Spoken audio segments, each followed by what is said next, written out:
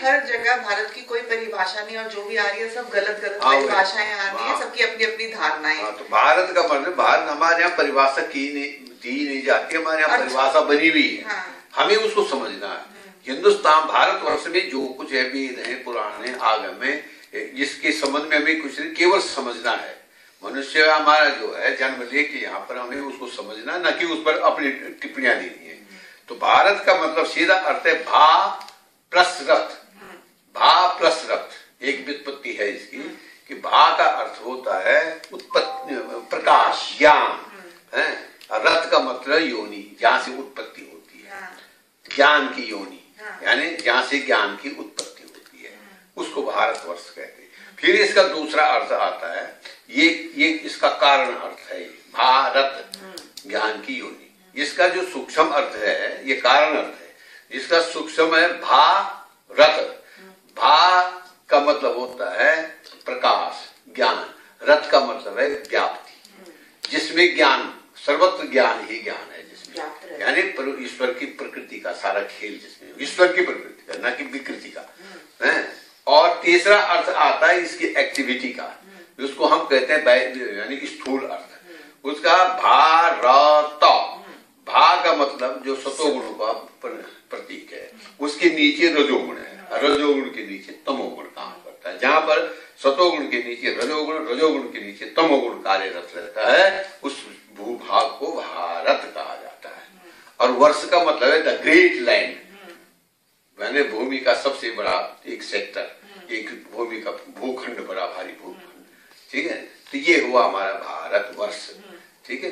अब अपने अपनी परिभाषाएं लगाओगे तो आज तो लोग भारतवर्ष को जान ही नहीं रहे हैं। ये भारतवर्ष में हिमालय से नीचे और नीचे समुद्र पर्यंत जो है ये भारतवर्ष है, ये सारा भारतवर्ष है, जिसमें तुम्हारा चीन का दक्षिणी हिस्सा आ जाता है, साइबेरिया छोड़ करके, उसमें चीन भी आता है। चीन, महाचीन ये भारत के, केरल, महाकेरल, हंस केरल, ये सब भारतवर्ष के हिस्से, जिसमें ईरान, इराक, अरब, इटली, ये सब, इंडोनेशिया, जावा, सुमात्रा, सिंगापुर, नीचे की लंका वगैरह, ये सब भारतवर्ष के। जो आप उनके बताते हो पैरामीटर बताते हो, ऑस्ट्रेलिया ये भी भारतवर्ष का। अफ्रीका कहाँ से कहाँ तक आप बताते हो, वो क्या है, क्या जो आप सीमाएं बताते हो? बताते हो प्रशांत सागर, और इधर अरब सागर, ये सारे से घिरी हुई भूमि जो है भारतवर्ष है। और उसके साथ जुड़ा हुआ साथ में ये अफ्रीका का हिस्सा है। जो अफ्रीका है वो हमारा बाराद्वीप है, ठीक है नहीं। तो ये सारा जुड़ करके ये भारत, एक छोटा सेक्टर थोड़ी, तो बहुत बड़ा सेक्टर है, वो भारतवर्ष है। वहां पर अलग अलग रंग से, फिर इसमें 5 प्रस्थ, भारतवर्ष के 5 प्रस्थ हैं। पूरब में इंद्रप्रस्थ, इंद्रप्रस्थ में सारे इंडोनेशिया, जावा, ये सारे सिंगापुर, ब्रह्मा, ये सब उसमें आज इंद्रप्रस्थ में आ जाते हैं। चीन का वो जो भाग क्या क्या द्वीप है वो सब इंद्रप्रस्थ में आते हैं। तो उसके बाद हुआ यमप्रस्थ, यमप्रस्थ में दक्षिण के सारे द्वीप आ जाते हैं, लंका आ जाती है, ये दक्षिण का कुछ हिस्सा आ जाता है, ये इंद्रप्रस्थ में आ जाता है, ठीक है। फिर उसके बाद वरुणप्रस्थ में, वरुण सारे अरब देश, पारसेन पारसेन कहते हैं, वो भेड़ों के लिए पहले बड़ा प्रसिद्ध था। पारसेन, हाँ, वहां पर वो उनका बड़ा व्यापार था पहले। तो पारसेन, उसमें सारे काबुल, कंधार वगैरह सारे पारसेन में आ जाते। फिर तीसरा आता है तुम्हारा कुर्मप्रस्थ। कुर्मप्रस्थ में मंगोलिया से नीचे सारे जो ये वो है, और ये तुम्हारा मानसरोवर वगैरह, ये सब ऊपर का सारा एरिया उसमें कुर्मप्रस्थ में आता है। और फिर आता देवप्रस्थ, जो मध्य की भूमि है हमारी, जो मध्य की, जिसमें महाकाल स्थित है, तो उसमें मक्केश्वर है। पूरब में जो है बैजनाथ है। और बैजनाथ का असली जो है, जो अब मिला उनको इंडोनेशिया में, जो बहुत बड़ा मंदिर वगैरह, वो है असली में बैजनाथ है। और जो ये दक्षिण में है वहां रामेश्वर तीर्थ है। जो पश्चिम में है वो वरुणप्रस्थ, वहां पर वो मक्केश्वर महाराज है। और उत्तर में जो है तुम्हारे ये हमारे अमरनाथ वो है। इस प्रकार से ये सब मध्य में महाकाल है, ठीक है ना। तो ये सारे जो है ये 5 प्रस्थ भारतवर्ष के हैं। फिर ये 5 प्रस्थ जो है 9 खंडों में विभक्त है, जिसको 9 खंड धरती कहते हैं हम। तो ये सब देवभूमि है, इसमें देवत्व का संधान है। ये प्रश्न के हिसाब से जो हमारे शिव जी हैं, शिव के पंचवक्र कहे जाते हैं, यानी 5 प्रकार की उनकी क्रियाएं हैं, जिसको सृष्टि, स्थिति, संहार, निग्रह और भाषा, अनुग्रह भाषा, ये 5 उसकी कृत्य है, पंचकृत्य। तो पंचवक्र माने जिससे 5 कृत्य का ज्ञान प्रस्तुत करते हैं, उसके अनुसार ये पंचवक्र है ना। तो जो उसको हम सद्योजात, वामदेव, अघोर, वामदेव, ईशान, ये तत्पुरुष, ये उसके 5 वक्र हैं, जिनसे उन्होंने 5 आमनाय प्रस्तुत किए। आमनाय का मतलब होता है जिनके माध्यम से तुम अपने तत्व में लीन हो जाते, अपने अगम तक पहुंच जाते। अगम का जहाँ उत्पत्ति स्थान, जहाँ से तुम्हारी उत्पत्ति हुई है, माने जीव की जहाँ से उत्पत्ति होती है, आत्मा जहाँ से निकलती है, उसको आगम कहता है। और निगम उसको हम कहते हैं जहाँ से हम फिर निकल सकते हो अपने आगम की ओर, है। तो ये अगम निगम का सारा क्षेत्र है, ठीक है, जहाँ पर जीव जन्म लेता है, प्रकृति के अनुसार, यानी ईश्वर की प्रकृति के अनुसार काम करता है और उससे जुड़ जाता अपने, यानी ईश्वर से अब जहाँ से वो निकला अपने उत्पत्ति स्थान में चला लय हो जाता। ये सारा भारत ये आध्यात्मिक। आध्यात्म का मतलब क्या होता है? आध्यात्म का मतलब रिलीजन, ये स्पिरिचुअलिटी नहीं होता है ना। स्पिरिचुअलिटी तो मॉरल सिस्टम, एक मॉरल सिस्टम है वो, जो आदमी ने अपनी कल्पना से बना दिया। आध्यात्म अधि आत्मा, जो आत्मा के अधीन है। आत्मा माने परमेश्वर, ब्रह्म, जो ब्रह्म के अधीन है, यानी ब्रह्म के अधीन उसकी प्रकृति है, ठीक है। और ये प्रकृति 2 प्रकार की, परा और अपरा। परा प्रकृति जीव भूता, परा प्रकृति से जीव बन रहा और अपरा से जगत बन रहा। जगत 3 गुणों का होता, तो परा प्रकृति में जीव प्रकट होते हैं, जिसमें जो सकल, विकल और प्रतिकल जीव, ये संसारी जीव है ना। सकलों में ब्राह्मण बन गए, वो ब्राह्मण जीव है, जो ध्रुव से, जिनका बीज ध्रुव से आता है। विकल में सूर्य आ जाता है, जिसके बीज सूर्य के केंद्र माने क्या, ट्रोमोस्फेयर और ट्रोपोस्फेयर, ये 2, ट्रोपोस्फेयर से वैसे आते और ट्रोमोस्फेयर से क्षत्रिय आते हैं। और जो प्रतिकल जीव हैं, वो वैश्वानर, जो हमारी जो वैश्वानर प्राण जो भारतवर्ष में केंद्रित है, हिंदुस्तान, भारतवर्ष के हिंदू देश में, इसीलिए इसको हिंदू देश कहते हैं, जिसका अरब में ई का तक हिंदुस्तान हो गया, उच्चारण ई का है। इसलिए जो ये बीच का भाग है हमारा, ये सबसे बड़ा तीर्थों का भाग है। इसमें 52 अक्षर है। अक्षर का मतलब होता है जो क्षर नहीं होते। हम जो जितनी हम अभिव्यक्ति की जितनी प्रकार की ध्वनियां होती है, वो अक्षर करता है। और ये अक्षर जो होता है तत्वों के वो होते हैं, जो तत्व है हमारे, तत्व माने तत्व, जो उसी के रूप है, मैनिफेस्टेशन है उसकी, अपने ही रूप है उसकी। उन तत्वों की जो वाइब्रेशंस हैं, उनका जो ध्वनि आती है, वो अक्षर है। अक्षर आपने नहीं बनाए, अक्षर सिर्फ सुने गए या बताया, मुझे सृष्टि कर रहा वो देख, उसका जो प्रलय का साक्षी है, अब सृष्टि का जो साक्षी है, उन्होंने ये सब बताया। तो जो उन तत्वों के, हमारे तत्व है 36 तत्व है हमारे, शिव से लेकर पृथ्वी पर्यंत है। तो शिव से लेकर पृथ्वी पर्यंत जो 36 तत्व है, उन तत्वों की जो ध्वनियां हैं वो अक्षर। इसलिए हमारे यहाँ ईश्वर की प्राप्ति के लिए 2 अध्याय यानी 2 रास्ते हैं। एक क्या, शब्द की अध्वा और अर्थ की अध्वा। या तो हम शब्द से, शब्द माने मंत्र आदि, वेद आदि मंत्रों में जो दिया उस पर सारा लेकर के हम अपना डेवलप, अपनी चेतना का विकास करते, अपनी सोई हुई शक्ति को जगाते, अपने आत्मा जो हम ये चैतन्य से चेतन में आता, चेतन से सुसुप्ति में आता, सुसुप्ति से वो बेहोशी में आता था, बेहोशी से जड़वत, मृतवत हो जाता है। तो जो सूत्र आदि जाते हैं उनमें आत्मा मृतवत होती है, इसलिए उनको म्लेच्छ भी कहते हैं। जहां आत्मा मृतवत है उसको म्लेच्छ कहते हैं, है ना। वो जो मृतवत है वो जब अपने प्रोसेस में जाएगी तब अपने जाएगी। जैसे जो गर्मी में आकर बिल्कुल पत्थर बन जाता, तो ऐसे वो आत्मा भी जो जड़ता की ओर बढ़ते बढ़ते माया की विकृतियों में आते एक स्थिति उसकी आती है, वो जड़वत हो जाता है। तो वो जड़ जो मृतवत यानी जड़वत वाली मृतवत हो जाता है। वो आत्मा जिसमें वो मृत आत्मा है, वो आत्मा वाले जीव जो है वो शूद्र और पशु में आ जाते हैं, जिनमें आत्मा बेहोश हो जाती है, रजोगुण के पेड़ों से बेहोश हो जाती है। तो वो आत्मा जो है वो मनुष्य से, उससे वो सूर्य से आती है, वो मनुष्य संज्ञक जीव यहाँ हमारे भारतवर्ष में पैदा होते हैं। और जो ध्रुव लोग ब्रह्मलोक से आते हैं वहां आत्मा सुसुप्ति में होती है। तो सुसुप्ति का मतलब सचेत है आत्मा, अचेत नहीं हुई, उसको जगाया जा सकता। इसलिए ब्राह्मणों में सारी प्रक्रिया, आध्यात्मिक प्रक्रिया क्या होती है, वो अहम ब्रह्मास्मि तक पहुंच जाता है। उसको जहां तक के अनुभव, उसमें वो शक्तियां भी अपने आप, वो ज्ञान की शक्तियां अपने आप जाग जाती है। फिर उसकी स्वयं इच्छा, संकल्प, उसका संकल्प स्वयं सिद्ध होने लग जाता है।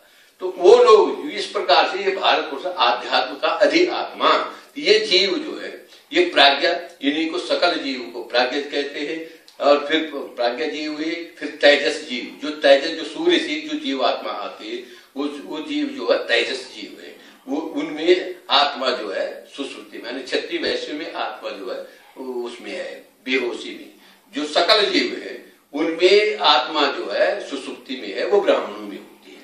वो बीज ब्राह्मण बीज होती है। फिर ये ऐसे चलते चलते चलते जो नीचे, जो डायरेक्ट पृथ्वी से, यही वैश्वानर अग्नि से जो जीव जन्म लेते मनुष्य योनि में, उनको दैत्य कहते हैं। ये 3 वर्ग बनते हैं, देव, मनुष्य और दैत्य। देव, मनुष्य और दैत्य। तो दैत्यों में शूद्र और अतिशूद्र आ जाते हैं, देवों में क्षत्रिय वैश्य आ जाते, मनुष्यों में क्षत्रिय वैश्य आ जाते, और ब्राह्मणों में ब्राह्मण, जो उसमें ब्राह्मणी आते हैं। और ब्राह्मण भी 2 कैटेगरी में बनते हैं। एक होता है तुम्हारा ये शिव कल्प के लोग, दूसरे विष्णु कल्प के लोग, ठीक है ना। शिव कल्प श्रेष्ठ है, इसको हम एक कुल है हमारे, श्री कुल और काली कुल। यानी एक ब्राह्मण है श्री कुल के, एक ब्राह्मण है काली कुल के। श्री कुल के वैष्णवाचार्य में से शुरू होते हैं, और काली कुल के जो है कौलाचार से शुरू होते हैं। तो काली कुल श्रेष्ठ माना गया, क्योंकि उसमें अपलिफ्टिंग है, सब्लिमेशन है, और श्री कुल में सृष्टि है। वहां पर वो है माने नीचे की ओर, सृष्टि की ओर चलना। तो ये 2 प्रकार की, इसीलिए इनकी अर्धक्रिया नहीं होती। जो नीचे जो शूद्र है, इसीलिए उनका औषधीय क्रिया नहीं होती, क्योंकि उनकी मोक्ष इसी पृथ्वी वैश्वानर प्राणों में लय। लेकिन मोक्ष मिलेगा कैसे? जब आप अपनी सभ्यता का मतलब ये नहीं कि किसी को फुसलाना, बड़े मीठा मीठा चपटा फॉर्मेलिटी अदा करना, वो सभ्यता नहीं है। सभ्यता का मतलब है अपने से श्रेष्ठ के प्रति विश्वसनीय बनना, अपने से श्रेष्ठ का विश्वसनीय बनना, ये सभ्यता है। तो इसमें अब आपको श्रेष्ठ की परिभाषा देनी पड़ेगी। हाँ, तो श्रेष्ठ मान जो तुमसे श्रेष्ठ है, शूद्र से श्रेष्ठ वैश्य है, वैश्य से श्रेष्ठ क्षत्रिय है, क्षत्रिय से श्रेष्ठ ब्राह्मण है, ब्राह्मणों से श्रेष्ठ ब्रह्मभूत ब्राह्मण है। तो ये श्रेष्ठता की परिभाषा है। अपना भगवान है, अपनी इष्ट है, ये सब श्रेष्ठ में, अपने पितृ है, ये श्रेष्ठ में आते हैं। तो ये श्रेष्ठता की हमारी इस ढंग से परिभाषा बनती है, ठीक है ना। और ये सब संस्कृति का मतलब होता है, संस्कृति का मतलब नाचना गाना, ये तो नीचों के काम है। ये तो काल्पनिक लोगों के कल्चर, ये तो कल्चर है। कल्चर का मतलब किसी चीज को अच्छी ढंग से सजा करके सामने रखना, धोखा देना। ये तो कल्चर तो धोखे चीज है, धोखा देने की चीज है आदमी को। ये मायावी चीज है, ये मायावी लुभा देना। वही संस्कृति। ये जो कल्चर कह रहे, कल्चर संस्कृति नहीं है, रिलीजन धर्म नहीं है, उसको भी बताता हूं मैं। तो कल्चर जो है हमारी, जो संस्कृति जो है, जो बीज और गर्भ, यानी हमारे सूक्ष्म शरीर और कारण शरीर को जो शुद्ध रखती है, वो संस्कृति कहलाती है। बीज और गर्भ, है ना, बीज पिता से आता, गर्भ माता से आता, ठीक है। इन दोनों को जो शुद्ध रखते हैं, इनके दोषों को दूर करते हैं, उनको संस्कृति कहते हैं। और उसी में संस्कार आते हैं, है ना। और धर्म क्या है? अब धर्म और रिलीजन में क्या फर्क है? धर्म और सिविलाइजेशन और सभ्यता में, मैंने तो सिविलाइजेशन तो है कि आप इस ढंग से रहो, दूसरा विवाह, है वो सिविलाइजेशन होगी। और संस्कृत सभ्यता वो है कि जो आप इससे श्रेष्ठ है, वो आपको समझे, इस पर मैं विश्वास, मेरा विश्वसनीय है, ये करेगा, है ना। और वो उसके प्रति समर्पित रहे, जिसको प्रणिधान कहते हैं, अपने से श्रेष्ठ के प्रति प्रणत रहना और उसकी आज्ञा का पालन करना और उसके विश्वसनीय बनना, ये सभ्यता है ना। तो संस्कृति बीज और गर्भ की शुद्धि करना, जो हमारे, जिसमें हमें आणव, कार्बन, माइक, मल आदि होते हैं, उनको दूर करने की जो प्रक्रिया होती है। तो हमारे धर्म की 2 हिस्सेदार, एक तो बाहर का धर्म है जिसको हम वैदिक कहते हैं, एक अंदर का धर्म है जिसको हम आगमिक कहते हैं, है ना, जो साधना से संबंध है, ठीक है। तो उसको हम, हमारी वो संस्कृति है। दूसरी चीज जो धर्म है, धर्म का मतलब संयोगात धर्म, जो ईश्वर से जोड़े रखता है। ईश्वर का यानी धर्म जो है अंग अंगी संबंध है। वर्ण समाज, वर्ण का मतलब है जिनमें ईश्वर की प्रकृति, ईश्वरीय रोशनी है जिनको, उनको वर्ण कहते हैं। जो वर्णहीन, जिनमें ईश्वर की प्रकृति खत्म हो गई, विकृति आ गई, वो वर्णहीन है। ठीक है, तो जो जिस अपने ईश्वर के अंग, ब्राह्मण उसके सिरो अंग का प्रतिनिधित्व करता है, क्षत्रिय भुजा का, वैश्य उदर का और शूद्र पांव का, उनमें वो तत्व है। ब्राह्मण में सतोगुण प्रधान होता है, क्षत्रिय वैश्य में रजोगुण प्रधान होता है, शूद्र में तमोगुण प्रधान होता है। तो वो तमोगुण जो है वैसे सेवा कर्मों से तमोगुण कंट्रोल, उनकी जेनेटिक फंक्शनिंग है, जेनेटिक फंक्शनिंग। तो जो उसमें तमोगुण की जो बात है, उसमें सूत्र में वो तमोगुण कैसे कंट्रोल होगा, उसको जितना नीचे दबा के रखोगे उतना अपने लेवल में रहेगा। जैसे धूल है, कीचड़ है, उसको दबाओ, उसमें चोट मारो, वो ऊपर उठता है। इसलिए उसको धीरे से रखो। और जो वर्णहीन है, वर्णहीन का भारत में अधिकार नहीं, यहाँ वो अछूत है। अछूत इसलिए है कि वो जैसे दूध और छाछ है, वो विकृत है, वो प्रकृति का हिस्सा नहीं है। प्रकृति जो गिर चुकी, मल हो चुकी है, जिसको अब हम अपलिफ्ट नहीं कर सकते, उसको रिसाइकिल में डालना पड़ेगा। रिसाइकिल का मतलब है कि वो इस ढंग से जाए कि फिर वो वैश्वानर अग्नि में लीन हो, वैश्वानर प्राणों में जाकर, वैश्वानर लोक में जाकर के वहां से उसका शोधन होना शुरू होता है। और उसका होता सेवा से। जितना तमोगुण वाला, जितना जो दैत्य वर्ग है, जितना दबा रहे, जितना अपने से श्रेष्ठों के प्रति विनम्र रहे और उनके अधीन रहे, उनके अधीनता है। तो इसलिए ये जो अब हमने जो वर्ण बनाए, इसी पर हमारा सारा पर्यावरण निर्भर, इन वर्ण व्यवस्था पर ही सारा विश्व का पर्यावरण निर्भर करता है। इसलिए हमारे यहाँ ये कहा गया कि जो धर्म की बात कह रहा था मैं, ये संयोगा धर्म, जो तुम्हें ईश्वर से जोड़े रखता है, या तुम्हें ईश्वरीय गुणों का प्रकाश, जिसके द्वारा, जिस कार्यकलाप, जिस चरित्र से तुम अपने में वो करते हैं, वो तुम्हारा जो है वो धर्म है। और रिलीजन का मतलब one the system which relate with a society, जो एक संघ, सोसाइटी एक संघ है, तो तुमको वो संघ से जोड़ता है, यानी एक कबीला बना देता है, एक संघ बना दे। जैसे ईसाई एक संघ है, मुसलमान संघ है, इसलिए उनमें कई संघ बन गए। क्रिश्चियनिटी एक संघ है, सिख एक संघ है, जैन एक संघ है, बौद्ध एक संघ है। वो धर्म नहीं, वो संघ धर्म है। और संघ धर्म माने जिसमें जड़त्व काम करता, माया काम कर रही है, और जो जीव को और नीचे की ओर ले जाता, उनको हम संघ धर्म कहते हैं, है ना। और जो धर्म है वो संघ नहीं है, वो संघ, वो अंग धर्म है, जो तुमको जिस अंग के हिस्से हो उस अंग से ईश्वर के जोड़े रखता है, वो अंग धर्म है। तो वर्ण व्यवस्था, सनातन धर्म या हिंदू धर्म अंग धर्म है, वो संघ धर्म नहीं है। संघ मान गॉड है, संघ, संघ धर्म यानी कम्युनल, कम्यून है, ग्रुपिज्म है, दरबंदी है। जैसे आज की राजनीति, ये राजनीति स्पेक्ट्रल नहीं है, ये क्या है, ये कम्युनल है। स्पेक्ट्रल का मतलब है जो स्पेक्ट्रल, जो जैसे सूर्य की रोशनी के अलग अलग रंग है, मुख्य प्रधान रंग क्या है उसमें, लाल, पीला, नीला, ये तीन रंग प्रधान है। तो ब्राह्मण जो है लाल रंग को सफेद रंग का वो तो अलग है, लेकिन क्षत्रिय जो है लाल रंग, उसमें शौर्य है, शौर्य का रंग लाल होता है। वैश्य में का रंग पीला है, वैश्य पीला रंग जो है समृद्धि का प्रतीक है।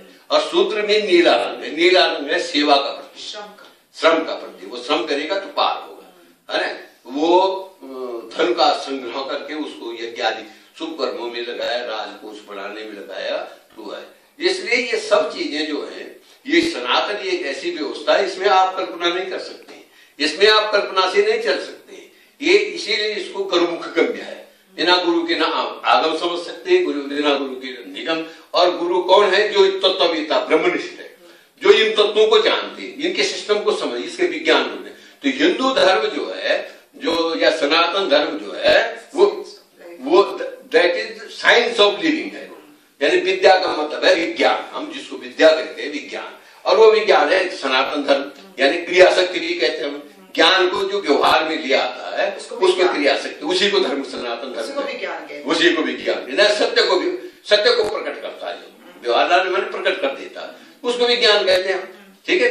तो एक अब जो जड़ों का तो जड़ विज्ञान है, उन्होंने पृथ्वी को टटोलना शुरू किया, और जो मिला उसी को अपने खाने के लिए, यानी अपने के लिए कंज्यूमर बन गया, और उसे आज धरती को बर्बाद करके रख दिया। ये जितने अंग्रेज मुसलमान ये जो सब है ये भोगता है, ये कंज्यूमर्स है। और ये धरती की, इनको दस्यु भी कहते हैं कि इन्होंने धरती के लुटेरे, इन्होंने धरती की सारी संपत्ति लूट ली। इसलिए धर्म नहीं, विधर्म है, ये भोग धर्म है, ये अर्थांग धर्म है। ये धर्म नहीं है, ये अर्थ के लिए चलते हैं, भोग के लिए चलते हैं। ये खाओ पियो मौज उड़ाओ के धर्म है। और जो धर्म है, जो सनातन धर्म है, जिसको हिंदू धर्म कहते हैं, वो है त्यागो तपो मोक्ष पाओ, त्यागो तपो मोक्ष। इसलिए हमने इस धर्म के सिस्टम को जो है अष्टांग योग में दे दिया।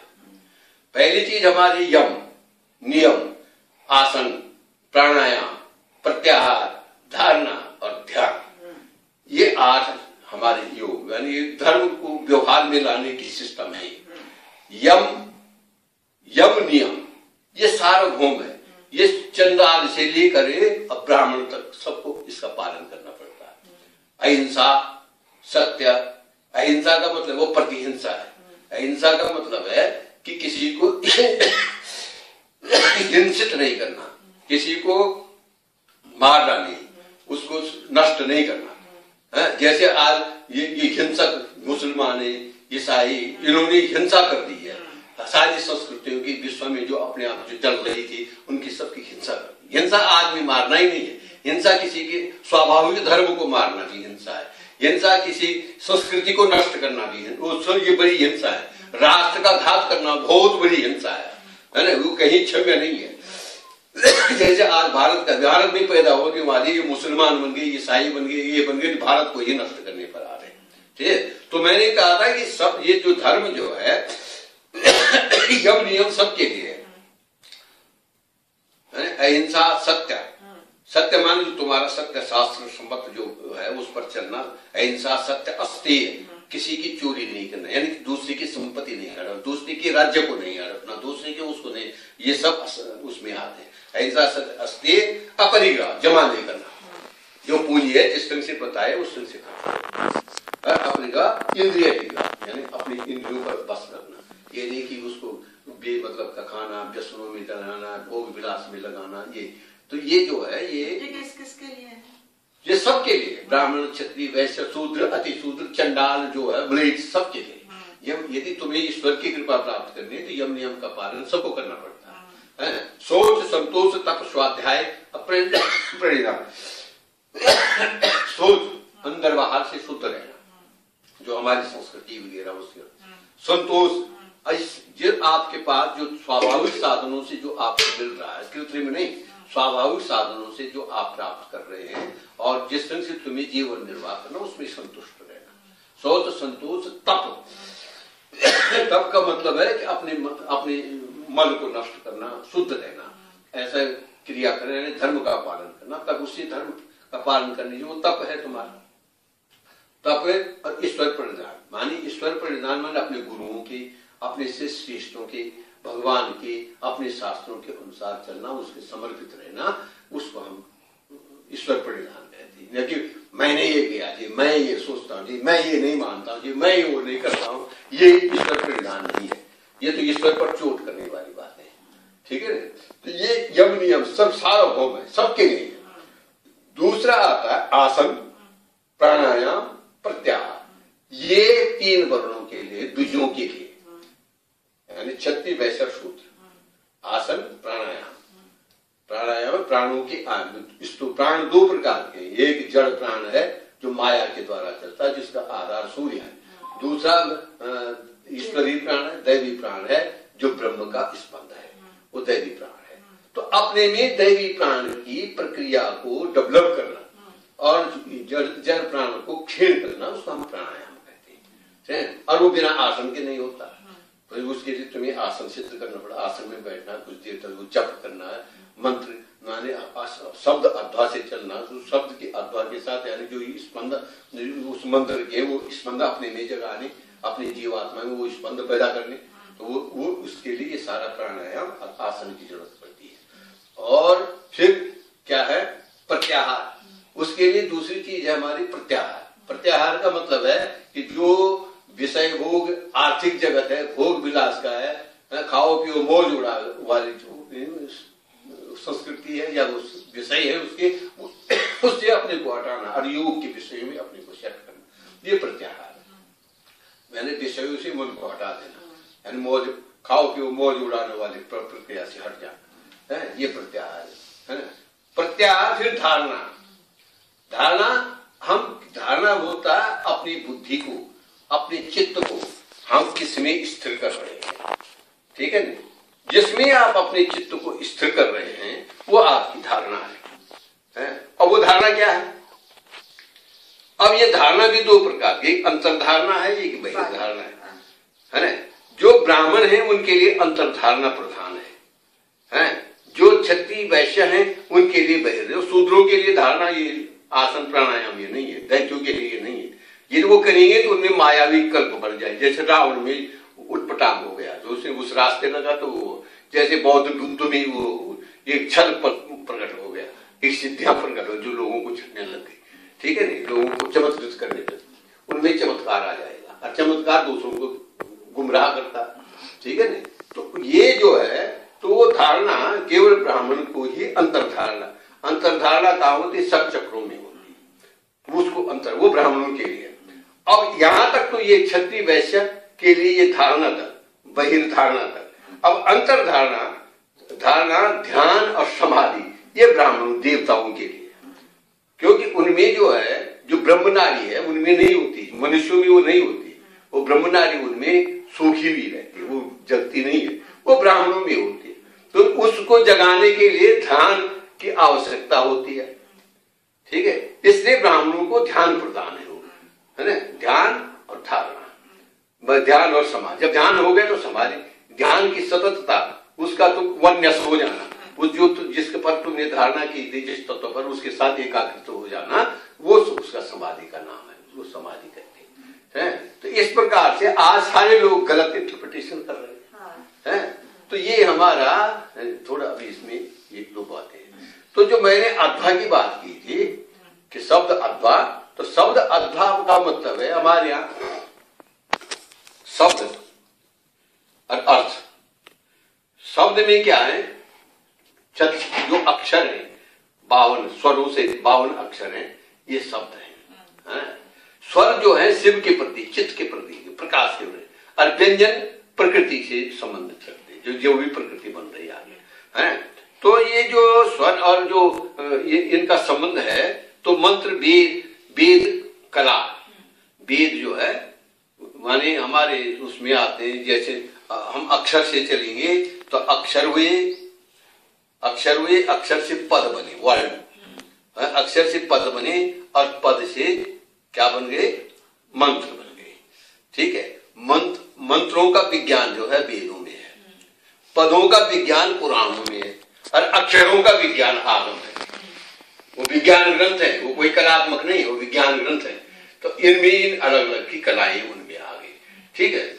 उधर से अक्षरों के प्रत्येक तत्व हैं, शिव से पृथ्वी पर्यंत 36 तत्व हैं, और शिव की 16 कलाएं हैं। वो जो शिव में 16 बिंदु की 16, चंद्रमा की 16 कलाएं हैं, वो कलाएं सब मिलकर 52 बन जाते हो, ठीक है। अब इसमें ये है, तो जो पद है, पदों का अर्थ जो है भुवन है, अलग अलग भुवन है, 14 ब्रह्मा के, 14 विष्णु के, 118 इस तरह से भुवन बनते हैं।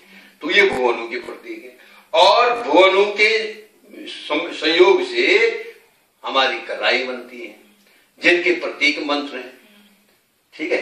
तो ये अध्याय है, उन मंत्रों का सहारा लेकर के, उन भुवनों की ज्ञान को लेकर, एक ज्ञान खंड है, एक क्रिया खंड है। मंत्र आदि के शब्द के अध्वा क्रिया को, क्रिया है वो, उसके माध्यम से क्रिया चलती है, और ध्यान के माध्यम से जो हमारे अर्थ के अध्वा डेवलप होती है। तो इस प्रकार से मनन निधिध्यासन से ये अर्थ के अध्वा चलती है। तो जब वो पहुंचता है, समझता है उसको, तो जैसे उसकी चेतना के स्तर खुलते हैं, ऐसे वो अलग अलग वो करता है। तो जो हमारे ब्रह्मांड भी है, उसमें सबसे बाहर जो है, उसमें हमारा सत्यांड है, सत्यांड के भीतर मायांड है, मायांड के भीतर प्रकृत्यंड है, और प्रकृत्यंड के भीतर पृथ्वंड है, ठीक है ना। तो हम ये पृथ्वंड में है, ठीक है ना। तो पृथ्वंड में जो है ये सारे वो है, जो हमारे ग्रह मंडल है वो स्वर्ग मंडल है हमारा, है। तो ये जो ग्रह है ये भी 3 गुणों की बनी हुई है, उनकी कॉम्बिनेशन। गुण का मतलब है प्रकृति से बना हुआ मैटर, पदार्थ है, द्रव्य है, गुण द्रव्य है। गुण का मतलब कैरेक्टर कैरेक्टरिस्टिक से नहीं है, गुण का मतलब है वैसे। और इस प्रकृति से ही जीव क्रिया करता है। जैसे सतोगुण में जो है उनकी क्या क्रिया होगी, जो उनको विहित और अविहित कर्म, एक कर्म विहित हो गए, एक अविहित। जो विहित कर्म वो है जो तुम्हारे गुण के अनुसार चलते तुम्हें ईश्वर से जोड़े रखते हैं, वो विहित कर्म है।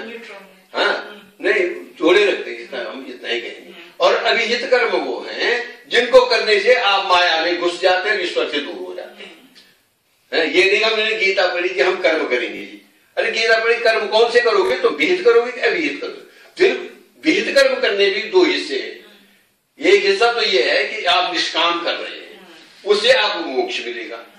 दूसरा कर्म है आप सकाम कर रहे हैं, उससे फिर आपको स्वर्ग आदि की या राज्य आदि की या संपत्ति आदि की प्राप्त होगी। ऐश्वर्य उस ऐश्वर्य में फंसोगे तो फिर नरक चले जाओ, फिर माने अधोगति की ओर चले हैं, फिर कंकर मंकर मुसलमान ये ऐसी ऐसी योनियों में चले जहाँ रास्ता है ये ऊपर का है।